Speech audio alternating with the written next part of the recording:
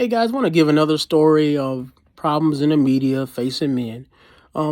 There was a story that just appeared, and it is about the Georgia Clemson game over the weekend. Georgia and Clemson had a college football game, and a reporter was there, and she was setting up her camera. She was trying to make a report, and people kept jostling her. And so she said she felt harassed.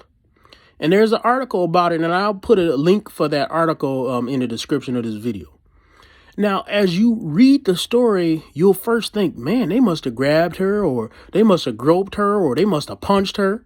But if you actually watch the video that she puts up, they're literally just acting like drunken idiots, which you'll naturally find at a college game. Some of them are behind her yelling. Some of them are trying to get in her camera view. They're making little signs. They're saying, yeah, my team is going to win. Normal stuff that you see at any college game.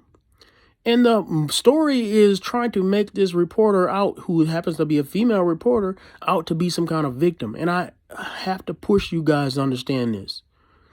The victim narrative is strong. And you cannot underestimate that power. People want to be victims now. It used to be that people didn't want to be victims. That's not the case anymore. Everybody wants to be a victim because victims get power in our current society, right? The more victimized you are, the more you can guilt trip everybody else, because we're not a merit-based society anymore. We are a feelings-based society. And so the more people feel for you, the more people will give you. And so that's why victimhood is pushed so hard. And so what is happening now is, even in normal situations that we really shouldn't bat an eye at, we have people claiming to be victims. And the reality of the situation is, if that lady felt like she was so harassed, what she really should do is quit her job. She's not tough enough to do that job. And a lot of people don't want to say that, but the truth is that lots of jobs you have to put up with certain crap. If you're going to report at a college football game, you got to put up with rowdy and drunken people. That's just how it works. If you're a policeman, you got to put up with people saying F you pigs and things like that. Every job has its drawbacks, and you know that going in. Nobody should go to a college stadium and think you're not going to meet somebody drunk. That's just how it works. So this lady was simply not fit for the job, but instead of looking at her own inadequacies or growing into her role, she's pushing the victim narrative. Now, some people might say that I'm pushing the idea that women can't be reporters, and that's not the case. Some of my favorite reporters are women. And actually, if you ask me, I think a lot of women do a better job at being reporters than men. But the point is not that. The point is this. Even in the course of doing something normal, a woman will push being victimized by men.